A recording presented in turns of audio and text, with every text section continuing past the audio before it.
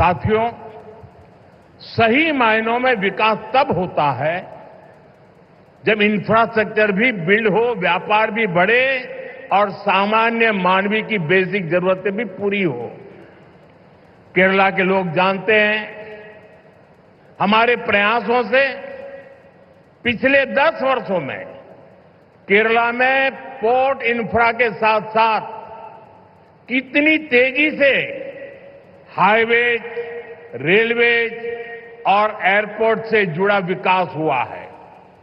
Kollam bypass और Alappuzha bypass जैसे वर्षों से अटके प्रोजेक्ट को भारत सरकार ने आगे बढ़ाया है।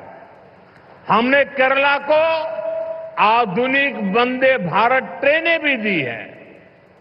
ഫ്രണ്ട്സ്, അടിസ്ഥാന സൗകര്യ വികസനം സാധ്യമാകുമ്പോഴാണ് യഥാർത്ഥത്തിൽ വികസനം സാധ്യമായി എന്ന് പറയാൻ കഴിയുന്നത്. വ്യാപാര മേഖല പുരോഗതി കൈവരിക്കണം.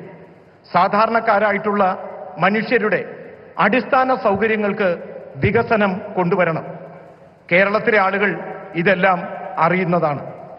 കഴിഞ്ഞ 10 വർഷത്തിനുള്ളിൽ ഞങ്ങളുടെ പരിശ്രമങ്ങൾ കേരളത്തിലെ പോർട്ട് ഇൻഫ്രാസ്ട്രക്ചർ വികസനത്തിനൊപ്പം അതിവേഗത്തിൽ ഹൈവേകളും റെയിൽവേയും എയർപോർട്ടും ഇതുമായി ബന്ധപ്പെട്ട വികസന പ്രവർത്തനങ്ങൾക്ക് പ്രാധാന്യം നൽകി.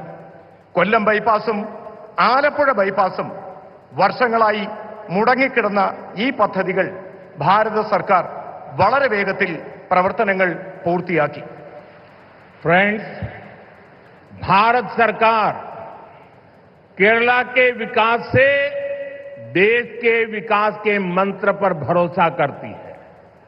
हम कोऑपरेटिव फेडरलिज्म की भावना से चल रहे हैं।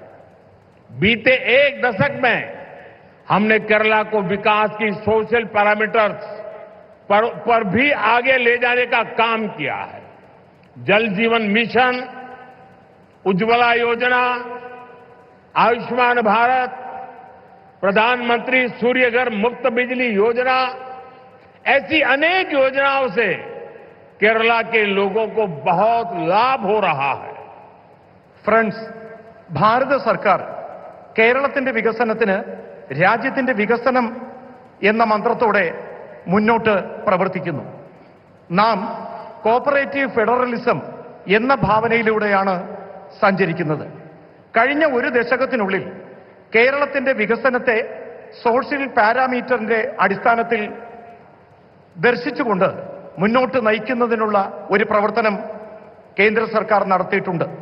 ജൽ ജീവൻ മിഷൻ, ഉജ്ജ്വല യോജന, ആയുഷ്മാൻ ഭാരത്, പ്രധാനമന്ത്രി സൂര്യഘർ മുഫ്ത് ബിജ്ലി യോജന ഇങ്ങനെയുള്ള പദ്ധതികളിലൂടെ കേരളത്തിലെ ആളുകൾക്ക് കൂടുതൽ പ്രയോജനം കൊണ്ടുവരുന്നതിന് ശ്രമിച്ചു.